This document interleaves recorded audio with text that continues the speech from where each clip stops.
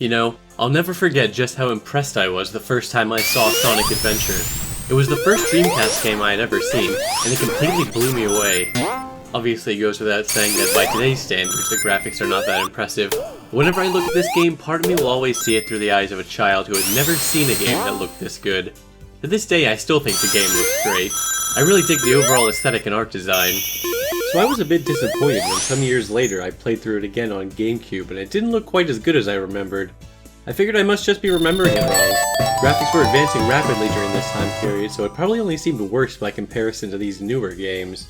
It was only recently I went back and checked and no, it's not just me. The GameCube version actually does look worse. When you play these games back to back, it's easy to notice tons of little differences and redesigns on GameCube. I did some independent research trying to get to the bottom of the situation, but I found myself overwhelmed by the amount of differences between the games. I began to wonder why hadn't anyone documented all this before. I was starting to get really into it. That's when I went online and discovered it actually had been documented before, numerous times.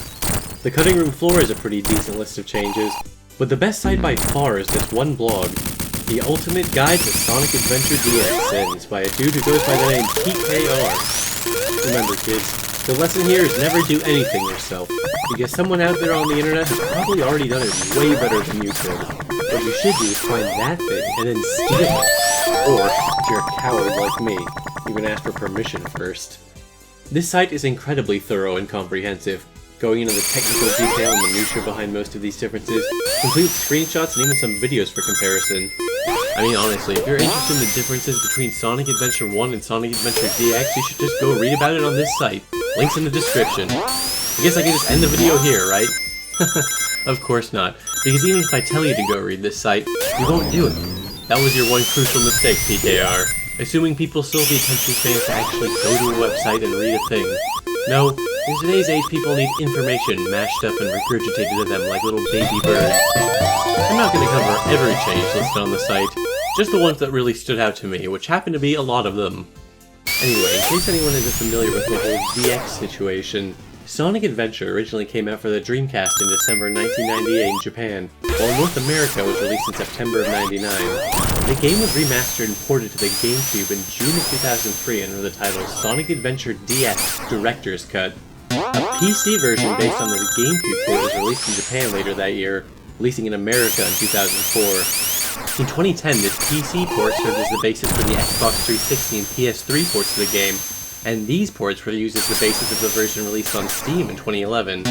Each of these ports introduces some new issues and glitches, however most of the major changes and remastering happened during the original port of the game to the GameCube, so most of the comparisons will be between the Dreamcast and GameCube versions, with occasional references made to effects looking even worse on PC or discussing some PC exclusive problems. When it comes to the actual game itself, although it has some flaws, I still think it's a really fun game. However, that's not what this video is about. I literally do not have time to get into my whole Sonic Adventure apologetics routine today, and I don't want to get into the whole philosophical issue of how exactly games age. I mean, when you think about something like a carton of milk aging, the actual thing itself turns sour and rotten. With a video game, the game itself is the one thing that isn't changing, it's society and our expectations and all that shit. Luckily, whether you think Sonic Adventure is a good game or not actually doesn't matter. You should still agree with the fundamental point that a remaster should, you know, improve the game, or at the very least not make it any worse. Let me just make this abundantly clear. If you never played the Dreamcast version and only played DX growing up, then this is not a personal attack on you. You don't need to defend your version's honor. If you didn't have a frame of reference to compare it to, then obviously most of this stuff wouldn't bother you. I'm just giving my opinion as someone who played the Dreamcast version first. You can feel free to disagree with me and prefer the DX version all you want, and I anticipate many of you will. I'm going to preempt this by saying yes, a whole lot of the changes I'm about to discuss are fairly minor points, that when taken on their own really do not significantly impact the quality of the game. But this is really a death by 1,000 paper cuts type scenario. It's only when you look at the totality of all the changes that you really see the issue. By the way, this isn't really that important all things considered, but I just gotta say, Sonic Adventure DX Director's Cut is a pretty fucking stupid name for a port. I mean, did it really need to be Deluxe and a Director's Cut? I mean, it's just called Sonic Adventure Deluxe in Japan. Why did they feel the need to add Director's Cut to the title for the Western release? And if it was necessary, why couldn't they have dropped the DX from the title and just called it Sonic Adventure Director's Cut? Well, that wouldn't have worked because then it would have been SADC, and then what would we call the fucking Dreamcast version? What the fuck does Director's Cut even mean anyways? It's a film term, right? I mean, I know some games use it. It's not that uncommon to see in a video game title. But I mean, with a name like Director's Cut, you might imagine there would be literally any kind of change to the story or something, or maybe some added cutscenes or story content. There's literally nothing like that in this game. So who was the director of Sonic Adventure 1? Takashi Iizuka. So what, is this his cut or something? Like his original vision? Well, no. He's not even the director of the DX version. Oh, when we said director's cut, we didn't mean the original director's cut, obviously. Okay, let's not beat around the bush. DX does have some improvements on the Dreamcast version. I mean, it came out 4.5 years later on superior hardware. You'd expect there to be some technical improvements. Let's start with the big two. DX lets you skip cutscenes and it runs at 60 FPS compared to the Dreamcast version's 30. Skipping cutscenes is definitely a nice feature to have. I mean, personally, if I'm replaying SA1, you better believe I'm going to be watching those cutscenes. But I'm not going to try and argue that not being able to skip them is better or anything psychotic like that. Similarly, for 60 FPS, it is an inarguable improvement. However, it's worth pointing out that this improved frame rate was simply due to the improved hardware, and the GameCube version often struggles to maintain 60 FPS, while the Dreamcast version, at least for the most part, was maintaining a solid 30. The other issue of DX running at 60 FPS is that a few instances of the game's internal logic were not updated to deal with the new frame rate. Nothing game-breaking or anything like that, but some animations play faster than they should, like Tails, and the tornado in Windy Valley.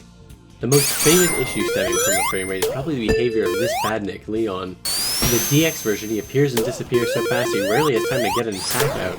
This can be annoying when he's holding one of the Emerald Shards in Lost World. Next, let's take a look at the extra content. In the DX version, collecting emblems unlocks a number of Game Gear Sonic games. This was the first time some of these games like Sonic Drift and Tails Sky Patrol were officially released in the West. This is a pretty cool feature, especially back in 2003 for someone like me who didn't even have a Game Gear. It's certainly better than the reward you get for collecting emblems in the Dreamcast game, which is nothing.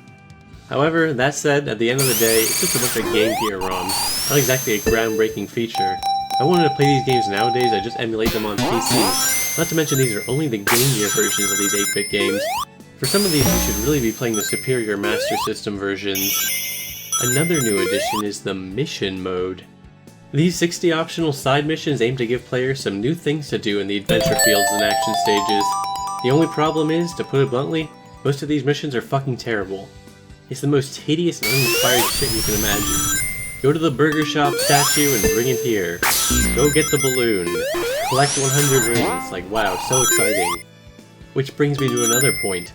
These missions include stupid advertisements. Like, shit man, I don't want to see pictures of Chris Thorndike. Get that shit out of here. Look at this shit. Who is Chowa good friends with? And what is hidden underneath it? What? Oh, you have to dig in front of the picture of Cream. Wonderful. I hate this dark and filthy place. Can you find it? To complete this one, you have to find Cream's billboard in the sewers. Why am I rescuing a picture of Cream on a billboard? The DX version actually has a model for Cream. They included a cameo of her flying around Station Square. It looks fine on GameCube, but in the PC version the texture is all fucked up. Actually, a whole lot of these missions seem to involve the burger shop statue. Like this one where you have to save him from drowning. Lonely Metal Sonic needs a friend. There's even one where you have to take him to part of Skydeck. A fugitive has escaped from the jail of burning hell. Find the fugitive! What in the fuck? Oh, it's talking about one of these weird guys from the jail part of Red Mountain. Some of these are mildly amusing, like cutting the weeds outside Tails' house, but the vast majority of them are just go to the thing. Again, this is totally an optional side content. I know it doesn't really make the game any worse just by existing, but it doesn't really make it any better either. If you manage to collect every single emblem, a very tedious task, the actual rewards you with a playable Metal Sonic. I mean, don't get me wrong, I like Metal Sonic as much as the next guy. Playable Metal is pretty cool in my book. And like I said earlier, something is better than the nothing you get for collecting emblems in the Dreamcast version. But I mean, let's be real, it's just an alternate skin for Sonic. It's not even a new model, it's from Sonic Adventure 2 Battles multiplayer. Overall, it's a neat bonus, but it's not that amazing. As for the Chow Garden, the system in DX is definitely more robust, carrying over changes from Sonic Adventure 2 and Battles. The original Dreamcast version of the Chow Garden was more like a tech demo by comparison. So DX definitely wins here, again by virtue of carrying over improvements made in other games. But don't worry, I'll talk more about Chao later. Another supposed improvement in DX is the character models. Instead of using the original Dreamcast models, it uses updated models based on their appearance from Sonic Adventure 2 Battle. There's no denying the models are technically more detailed. They have higher poly counts. For example, their hands have clearly defined digits instead of the mittens with textures from the DC version, which is nice, although Amy's hands kinda look weird if you really stare at them.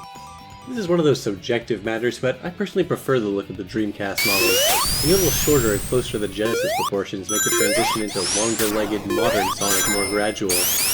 I don't think the Sonic Adventure 2 models look bad or anything. In fact, I think they look just fine in Sonic Adventure 2. I just think the Sonic Adventure 1 models for Sonic Adventure 1. I don't see why we can't have both. And I mean, I do have a few little nitpicks, like Sonic's weird hot dog shoes. Not quite as cool as the soaps from Sonic Adventure 2. In addition to her weird hands, Amy's shoe texture just looks like shit. Knuckles' Sonic Adventure 2 model actually looks kinda jarring next to the lower poly Fitness Citizens. His original model actually looked kinda similar. With Knuckles, you can definitely see how the original models had some kind of grain to their textures. This was done on purpose to simulate fur. Again, I guess this is one of those aesthetic preference things, but I definitely prefer this approach to the completely smooth, plasticky look the 3D series ended up going with for the next few games. Even in the DX version, there are still a few instances you can find of them using the Dreamcast models, like when Amy gets picked up by Zero, or in the tutorial screens, or in the final credits screens. Some of the models are barely any different. Like Gamma and Big look basically the same.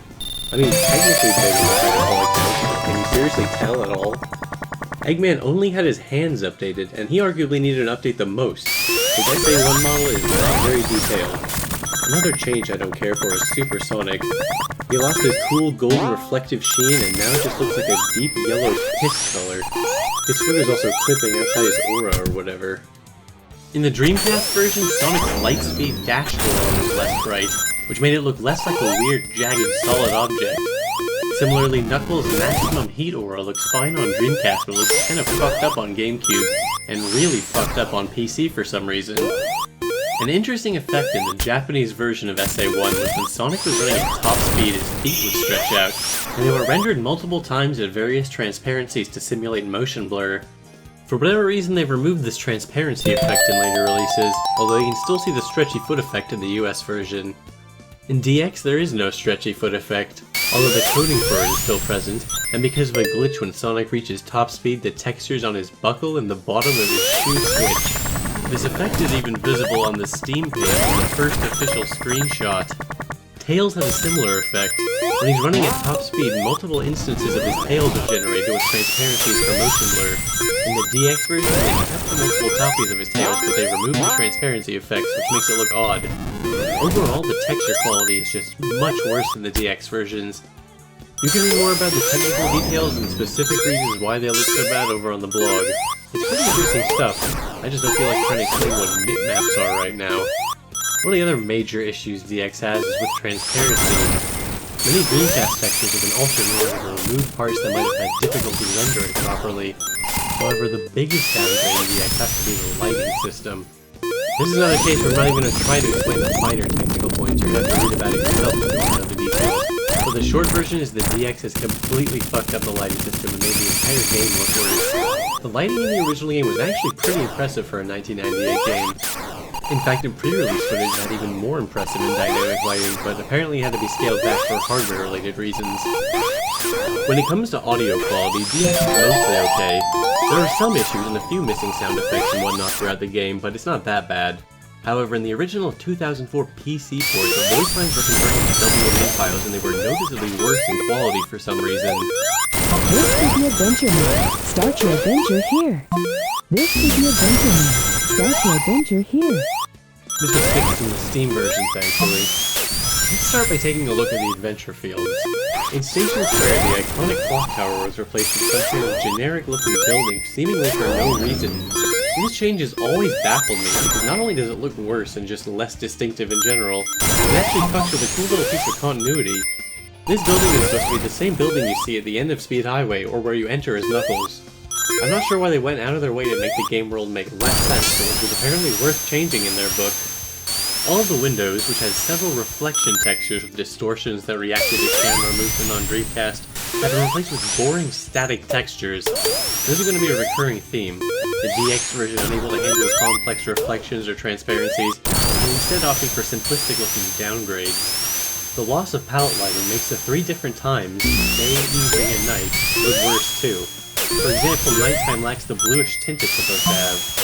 DX actually fixes a minor mistake from the Dreamcast version. Originally, the time of day would affect the color of the lighting in the sewers, which doesn't really make any sense. Let's take a look at the shoreline area. Some people might not care for the lower resolution water texture animation on Dreamcast. DX has this weird bright area where the sand meets the water, which looks really strange and almost acidic in the PC version. On Dreamcast, the color of the sea changed depending on the time of day. In DX, the evening looks alright, but the sea looks weirdly lit up at night. Some people might prefer the more realistic looking car textures in DX over the incredibly shiny cars in the Dreamcast version, but I personally prefer the original here. The police car flashers definitely look worse in the DX version, as they lack their transparency. In the Dreamcast version, the pool chairs have an almost unnoticeable transparency effect that has been removed in DX. How dare they downgrade these beautiful pool chairs? There's also a strange bug in DX where the crosswalk texture is drawn on top of Sonic's shadow. The textures of the newsstand are worse and stretched out for some reason, and the building next to the newsstand was also redesigned to add some new signs. Not a bad idea, although this SS Books sign is terrible quality, and attached to clearly not a bookstore.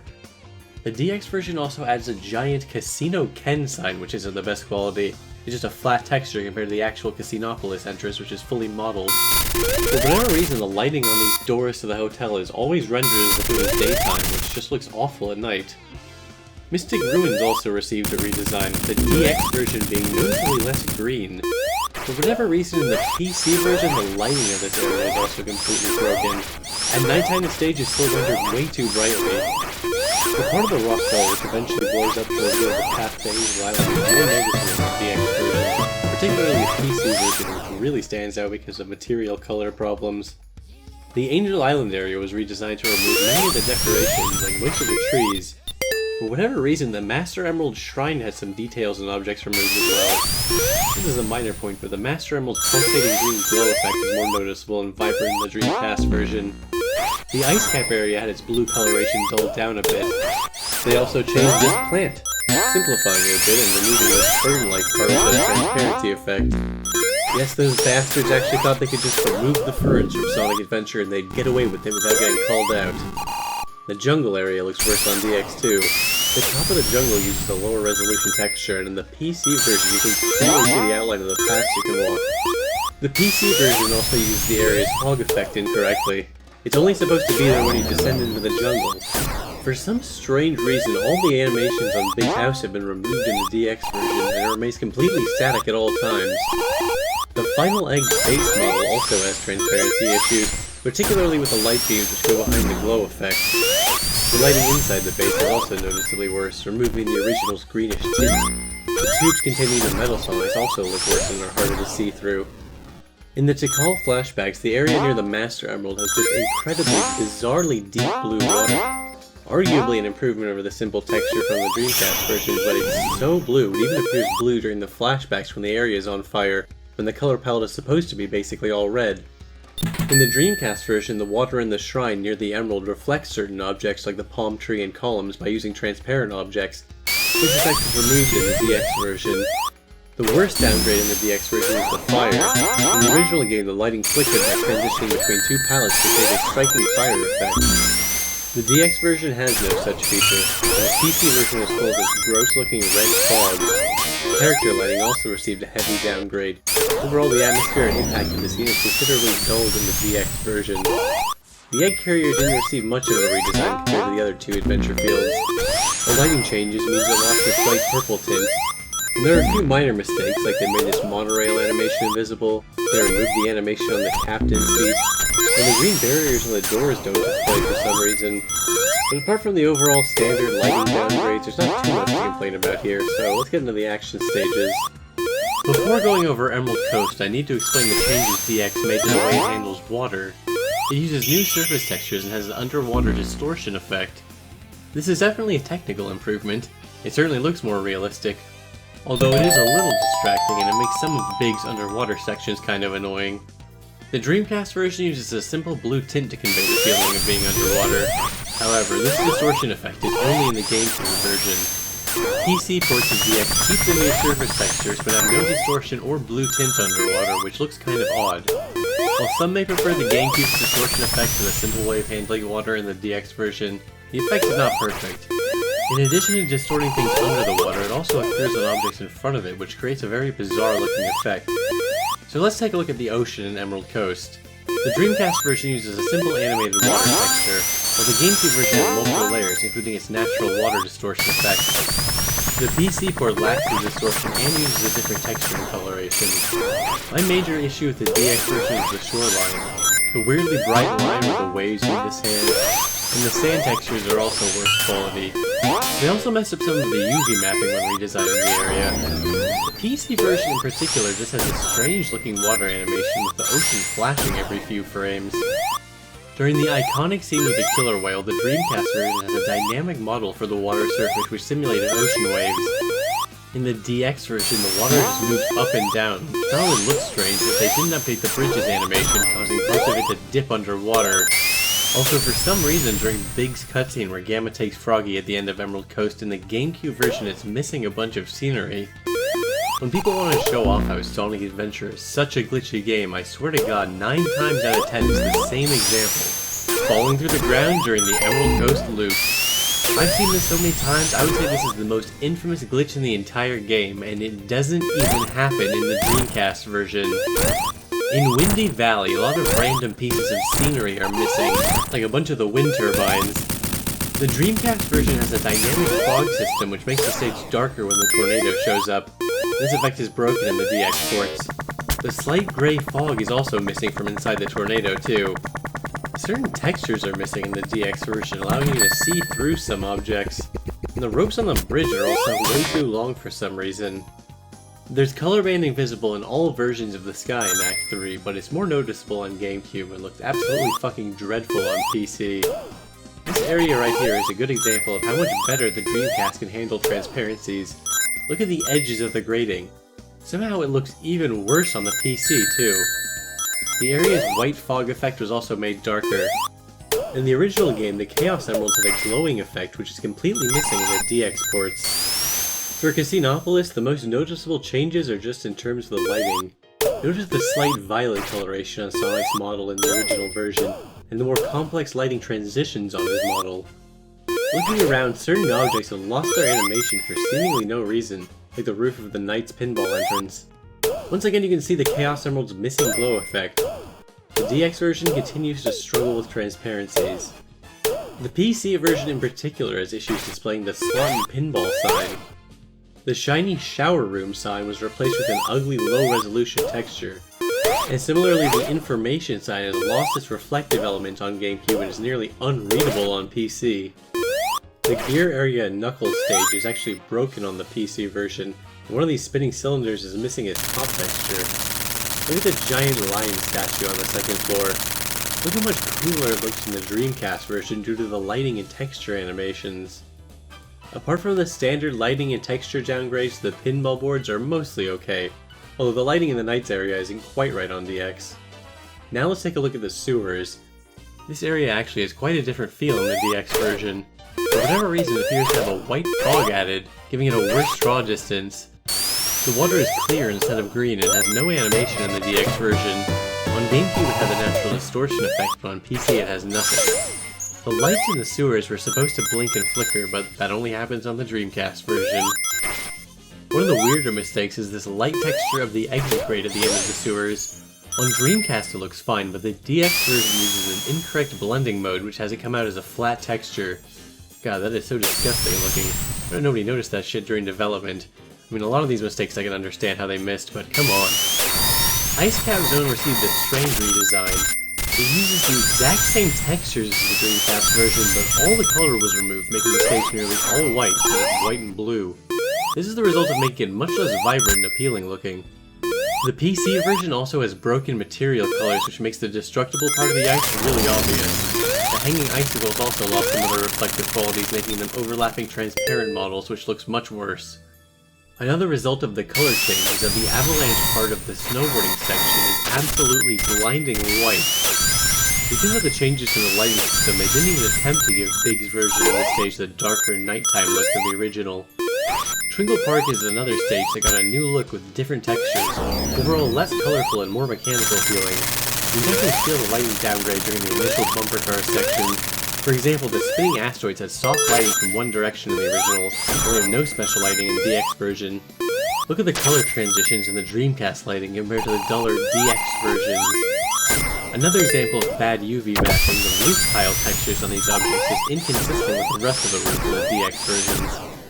Amy stage also suffers from the changes to lighting. The dark fog to make the mirror room so creepy has been removed in DX, and the mirror illusion is more complex in the Dreamcast version too. Additionally, the balloon at the end of Amy's stages has lost its transparency in DX. Speed Highway is possibly the most iconic stage from the game, and unfortunately it didn't escape unscathed. The buildings in the original have some lit up windows, but the DX ports have incorrect material flags which make the buildings look all dark and ugly. The DX version is also missing some of the blinking light effects from the original. In the PC version, the blinking lights on the missile are broken too. Here you can see another example of texture degradation across ports. The GameCube version is noticeably worse than the Dreamcast version, and the PC version is even worse than the GameCube version. During the running down the building sequence, the subtle red fog from the original is missing in the DX ports, and for whatever reason these floating rings at the end you can collect with the lightning shield has been removed. In the Dreamcast version, Master Emerald shards have this subtle glow effect, but the DX ports made them much brighter. Makes it easier to see, I guess, but it looks worse in my opinion. Red Mountain is also at some of the colors dull because of redesign, although it has a few improved textures too. Overall, the DX version seems to favor a light brown aesthetic. In the Dreamcast version, there were two layers of clouds that moved at different speeds creating a parallax effect. This effect is barely noticeable in the GameCube version and completely absent in the PC port, which has incorrect cloud colors as well. The clouds are also placed lower in DX, meaning you can see some things you're not supposed to, like the bottom of this mountain. There's also a thick, gross fog in the PC version, which just looks like shit. The cloud layer being too low is more noticeable in the Knuckles version of the stage. The DX version has a longer drop distance, which is technically good, but creates some weird issues with the level geometry popping in the distance, which was an issue in the Dreamcast version. Once again, the sky has some color banding, which makes it worse to keep the port. Act 2 really suffers with the lighting downgrades. In the Dreamcast version, the lighting affected both